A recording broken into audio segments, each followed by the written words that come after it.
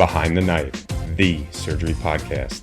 Relevant and engaging content designed to help you dominate the day.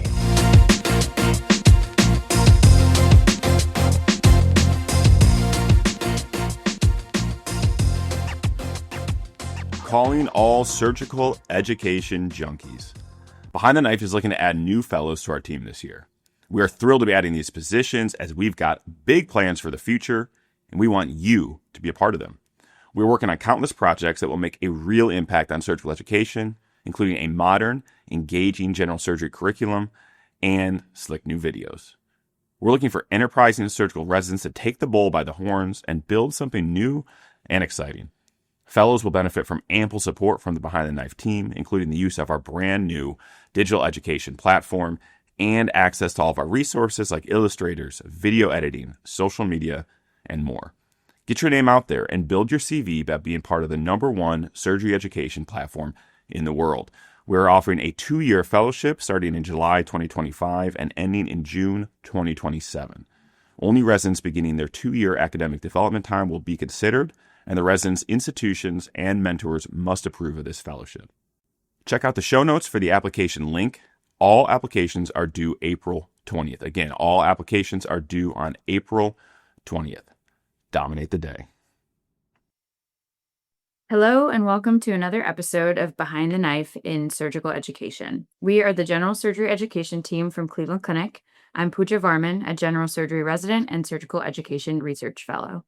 And I'm Judith French. I'm the PhD Education Scientist for the Department of General Surgery at the Cleveland Clinic. And I'm Jeremy Littman, the DIO and Director of Graduate Medical Education here. On today's episode, we discuss the second Blue Ribbon Committee. The inaugural committee convened in 2002 to identify surgical needs of the modern era and make recommendations for changes needed in surgical education. Their first set of recommendations, published in 2005, focused on the structure of general surgery residencies and specialization through fellowships, work-life balance, simulation-based training, and dedicated research time. As the medical landscape has transformed substantially over the last 20 years, a second Blue Ribbon Committee convened in 2023 to update these recommendations. We're joined today by the co-chair of this committee, Dr. Stephen Stain. Dr. Stephen Stain attended UC Irvine for medical school and completed general surgery residency and visceral and transplantation surgery fellowship at LA County USC Medical Center. He is a hepatobiliary surgeon and chair of surgery at Lahey Hospital and Medical Center in Burlington, Massachusetts.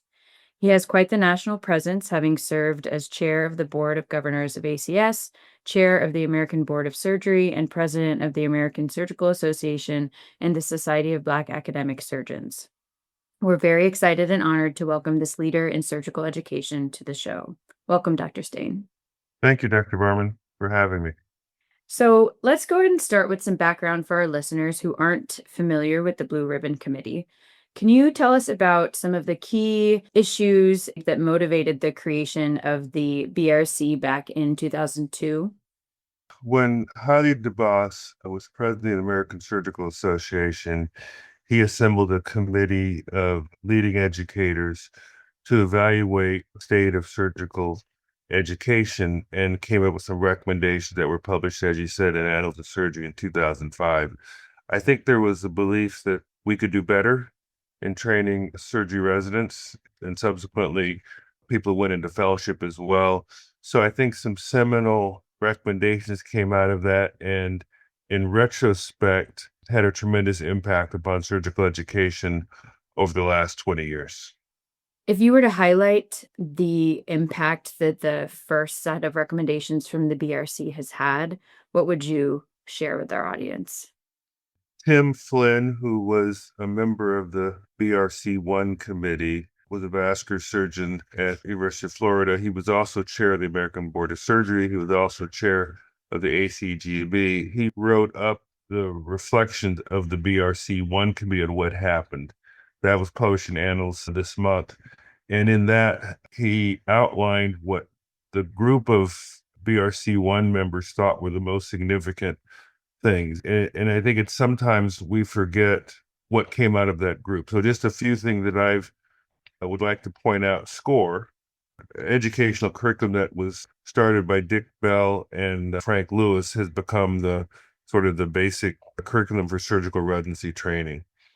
Also, simulation labs, which were recommended in that program, are now universal in all of surgical training programs and are ACGME requirement. The American College of Surgeons accredited educational institutes came out of those recommendations.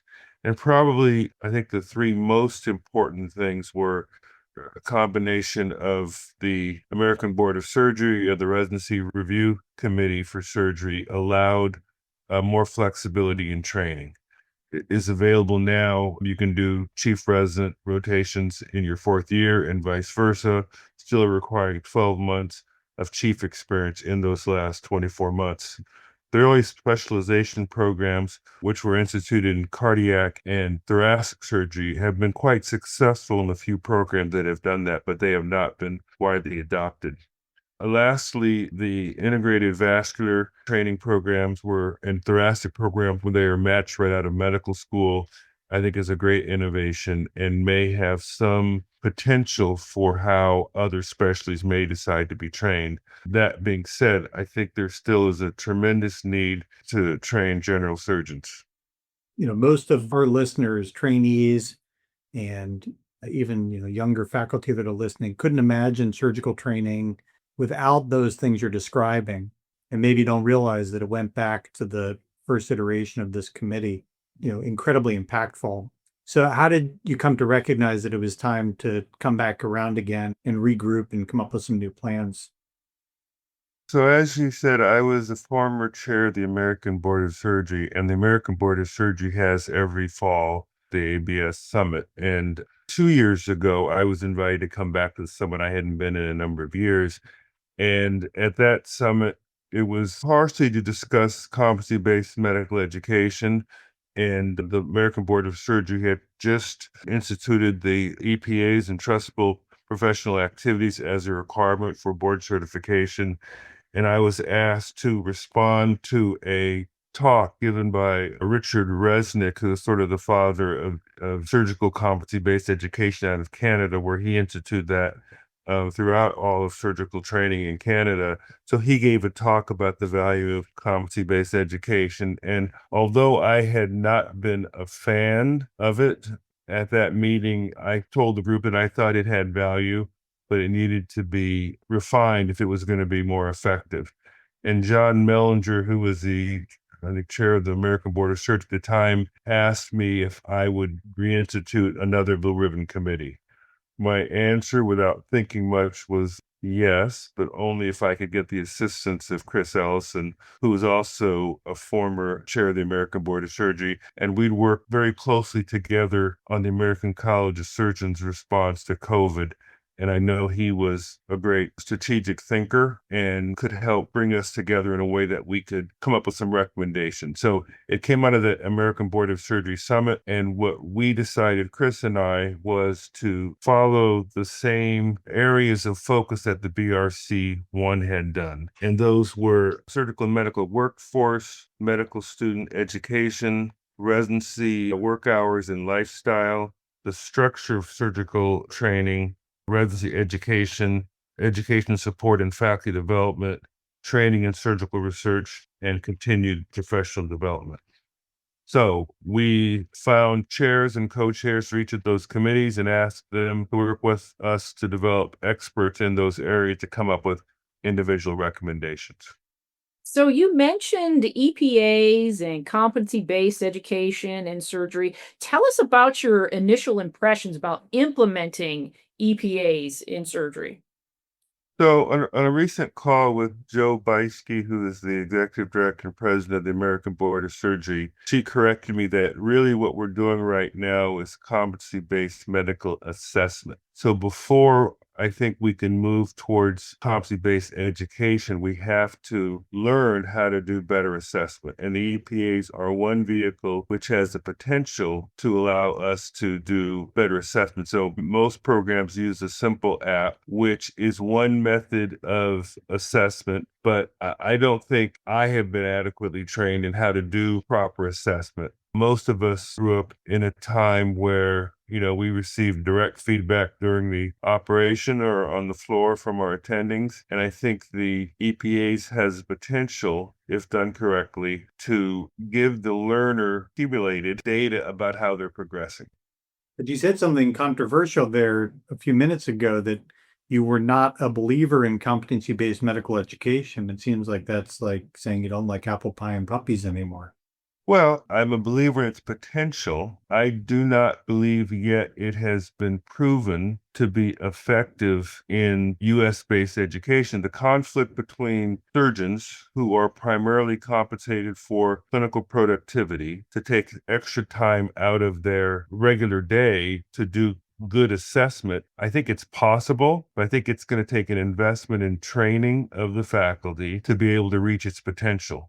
So when the board instituted EPAs, it's just for assessment. There was really little training that I received on how to give effective feedback to trainees to allow them to assimilate the information given and use it to their value. I'm not saying I'm against it, but I think we have to do it better if it's going to be effective. Yeah, I think that's a really important point. Like I said, people talk about it as a panacea, but there's a whole process to getting there, and we're still in the early steps. Early in my career, when I was at USC, I was a co-faculty member with Gary Dunnington, and he and Deb DeRosa came out for some seminars for us to teach us how to teach better. And I think that one of the things that I think the BRC II is going to try and do is to come up with some tools that can help educate faculty how to do better assessment. That's one of our focus areas that we're trying to create and implement. Can you say more about that? How you sort of see that progressing? I mean, I think all of us would love to have had Gary Dunnington and Deb DeRosa coming out and teaching us how to do those things. How do you see this working on a large scale?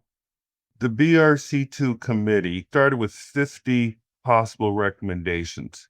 And we had a Delphi process, which I had never run, but asked all 42 of the chairs and co-chairs of these committees and members to assess which of these 50 recommendations could be done. And we used a process of acquiring more than 80% agreement in 3 rounds of the recommendations. And we had 10 that came up with more than 80% concurrence that we should be doing those. And one of those was to develop a curriculum to educate faculty on how to do better teaching and better assessment. So you listed in your list of priorities in BRC II, medical student education, resident work-life balance. I'm curious if there was an avenue for medical student and or resident voices to be incorporated into the process for making the recommendations or commenting on the recommendations from BRC II.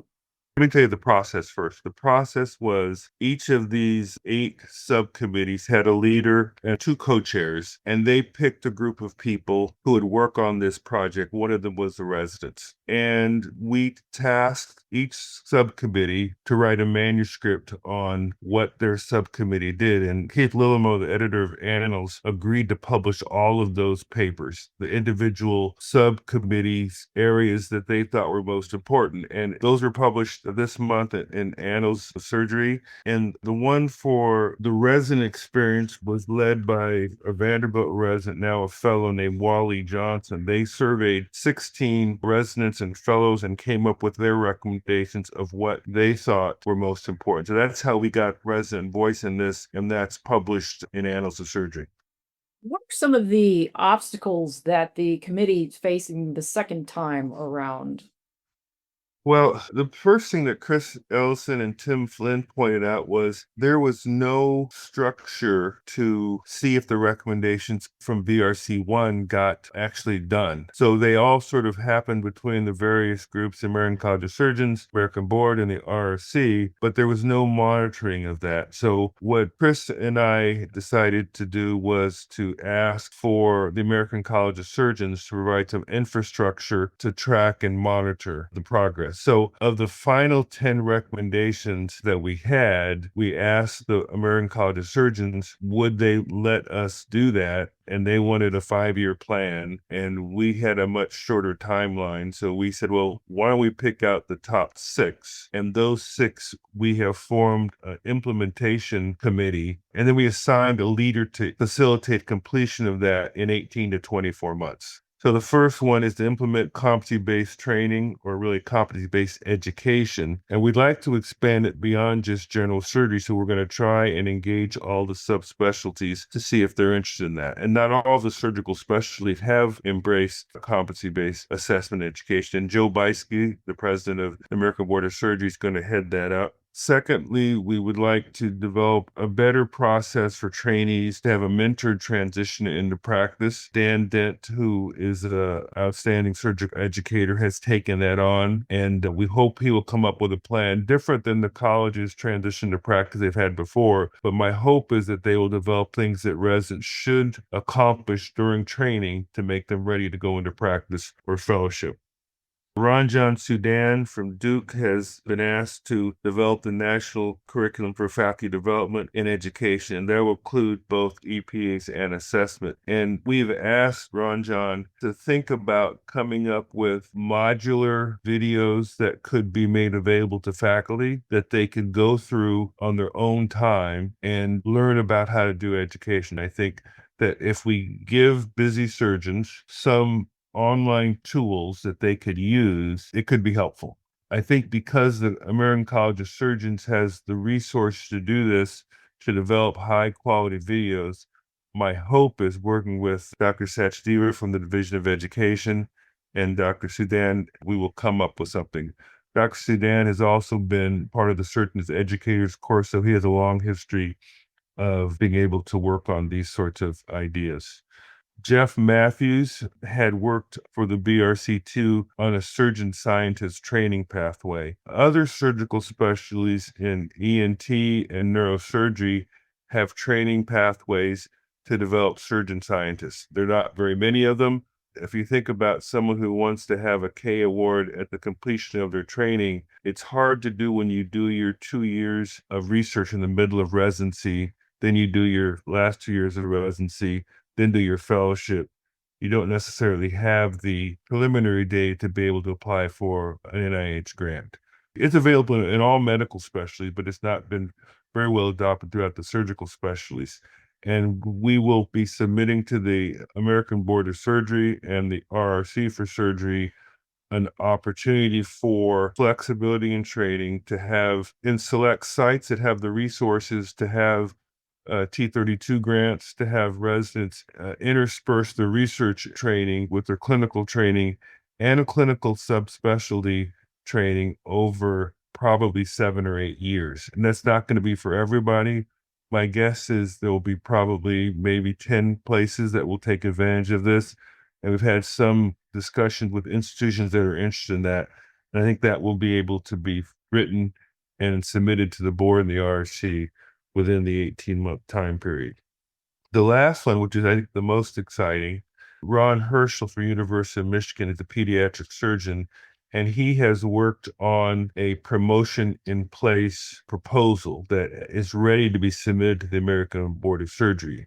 So think about it, and I don't have the exact details, but think about your last 6 months of training where you act as an attending. So your last 6 months of your 5-year general surgery residency, you can be credentialed to be an independent surgeon, but have senior members down the hall in case you need help.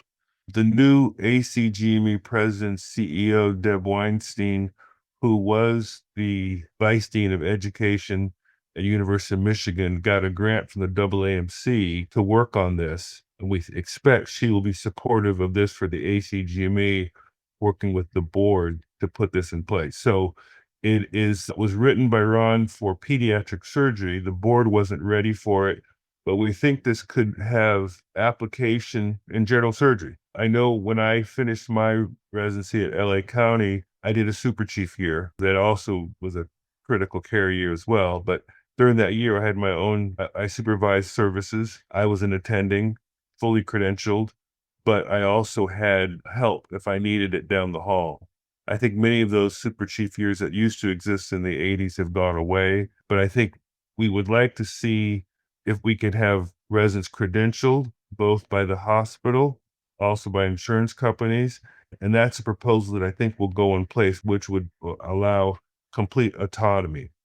I think one of the big differences in training between when I trained and now, for a number of reasons, including leapfrog criteria, quality metrics, and patient expectations, it's hard to give trainees full autonomy. But there's something, I think, to be learned without hurting patients by having qualified trainees have autonomy.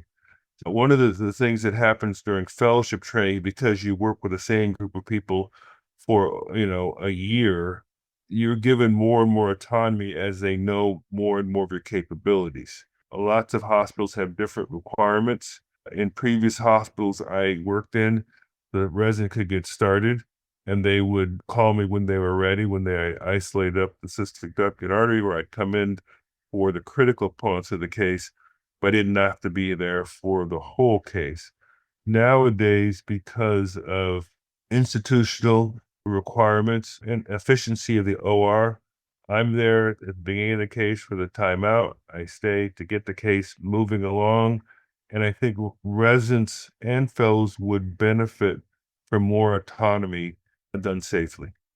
The last one is just we're going to form an educational council of which we will monitor, and we will have quarterly meetings with all the group leaders to make sure that we can get these 5 initiatives done in the 18 to 24 month time period. I mean, these are all phenomenal initiatives. I think the promotion in place, as you said, is particularly exciting, answering the question of what do we do with our trainees? They've hit all their EPAs. We all know they're ready for practice. Do we just release them into the world? This is a nice transition opportunity. I think it's not like, July 1st after you finish your residency, you're automatically a better surgeon than you were on June 30th. I do not know what it's going to be in the final proposal, but it may not be for everybody. There will be metrics that have to be met. One of them, may be, okay, you're required to take your, qualifying exam at the end of your PG4 year, which some residents do. I think if we go down this promotion in place, it is likely that not everyone will meet the metrics to be able to do this. And that's something that we have to be prepared for. It also gives us a direction of how to better prepare those residents for fellowship or for practice.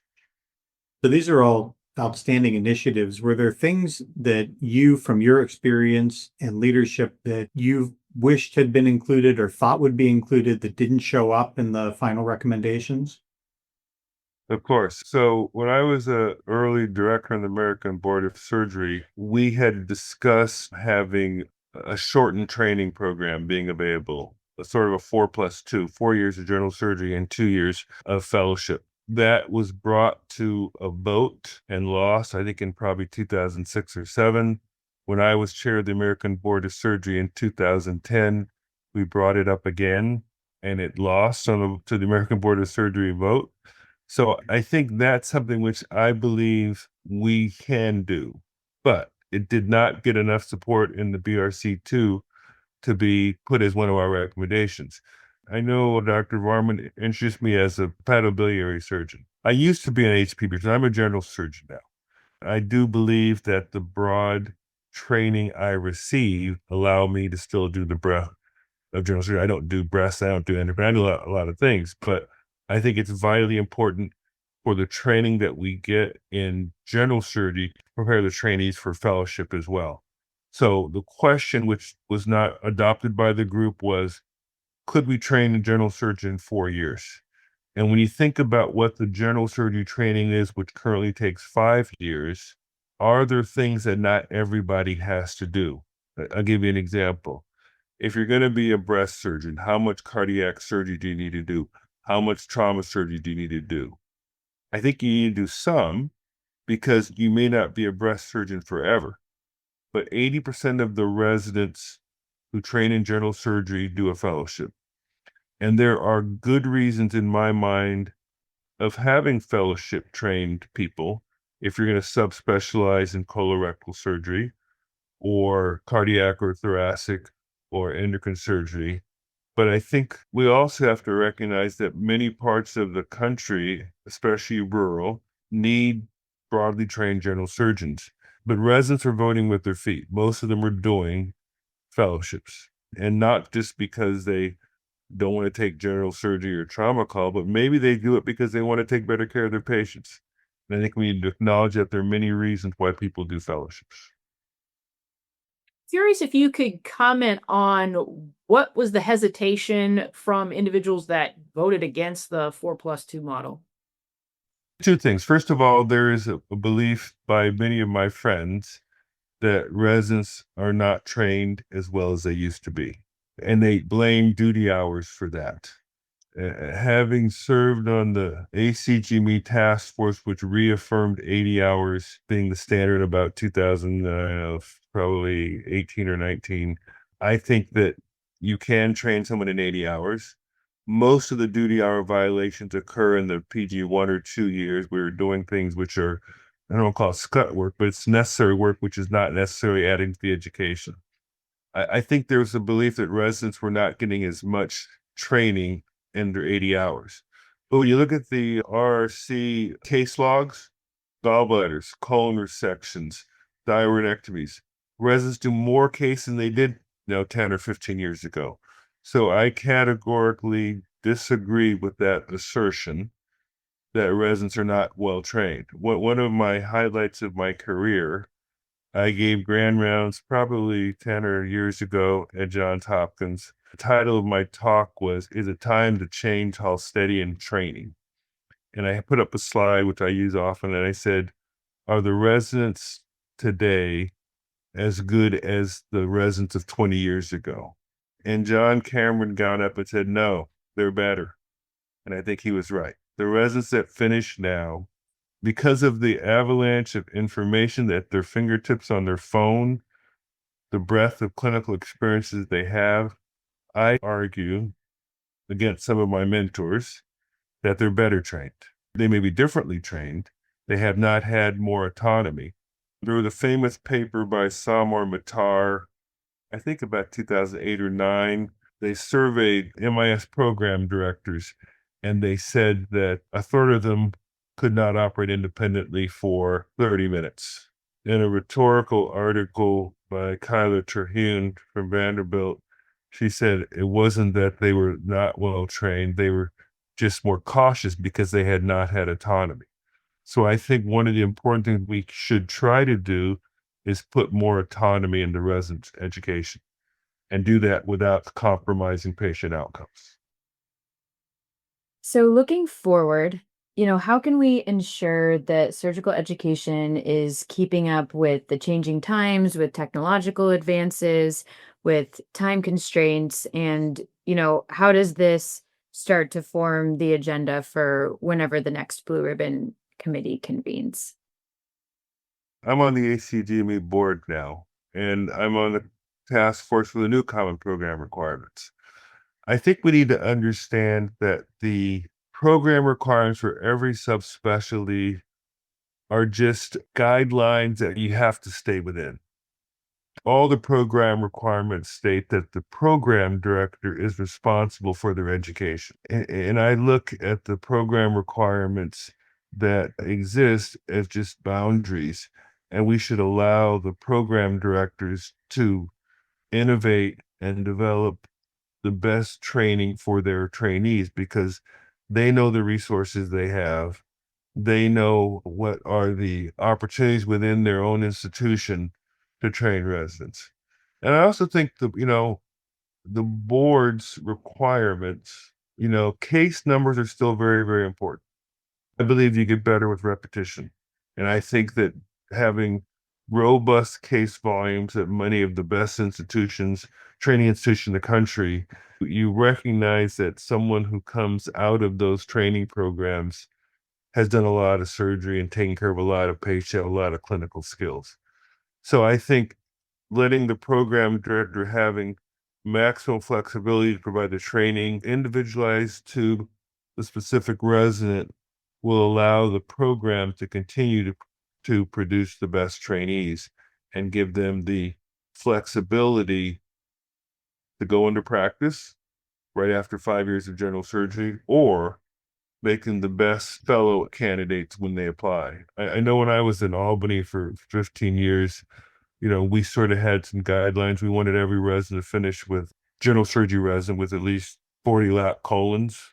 If you're going to go into a GI specialty, you had to do 100 colonoscopies and at least 50 upper endoscopies. Those numbers are higher than what the board or the RSC requires, but I think the program directors should have the flexibility to tailor their resident experience to what their ultimate career goal is.